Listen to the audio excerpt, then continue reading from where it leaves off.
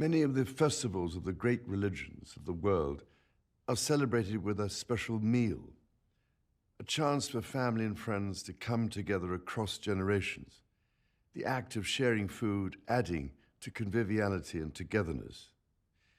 For some, faith will be uppermost in their hearts. For others, it will be the joy of fellowship and the giving of presents. It is also a time when we remember those who are no longer with us and think also of those whose work of caring for others continues, even on this special day. This care and compassion we show to others is one of the themes of the Christmas story, especially when Mary and Joseph were offered shelter in their hour of need by strangers as they waited for Jesus to be born. Over this past year, my heart has been warmed by countless examples of the imaginative ways in which people are caring for one another, going the extra mile to help those around them simply because they know it is the right thing to do, at work and at home, within and across communities. My wife and I were delighted when hundreds of representatives of that selfless army of people, volunteers who serve their communities in so many ways and with such distinction, were able to join us in Westminster Abbey for the coronation earlier this year. They are an essential backbone of our society. Their presence meant so much to us both and emphasized the meaning of coronation itself. Above all, a call to all of us to serve one another, to love and care for all.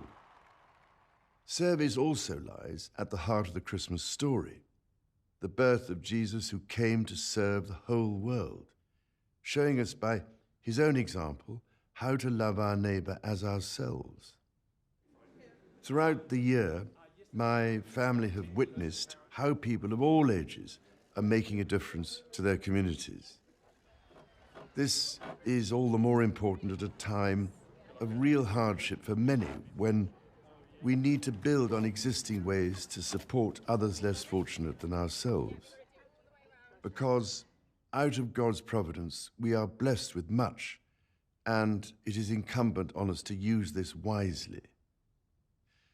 However, service to others is but one way of honoring the whole of creation, which, after all, is a manifestation of the divine. This is a belief shared by all religions. To care for this creation is a responsibility owned by people of all faiths and of none. We care for the earth for the sake of our children's children.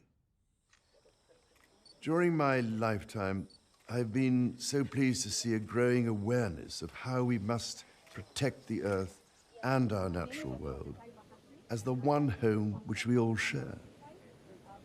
I find great inspiration now from the way so many people recognize this, as does the Christmas story, which tells us that angels brought the message of hope first to shepherds. These were people who lived simply amongst others of God's creatures.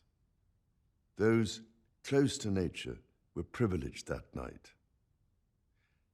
And at a time of increasingly tragic conflict around the world, I pray that we can also do all in our power to protect each other. The words of Jesus seem more than ever relevant. Do to others as you would have them do to you. Such values are universal, drawing together our Abrahamic family of religions and other belief systems across the Commonwealth and wider world. They remind us to imagine ourselves in the shoes of our neighbors and to seek their good as we would our own. So, on this Christmas Day, my heart and my thanks go to all who are serving one another, all who are caring for our common home, and all who see and seek the good of others, not least the friend we do not yet know. In this way, we bring out the best in ourselves. I wish you a Christmas of peace on earth and goodwill to all, today and always.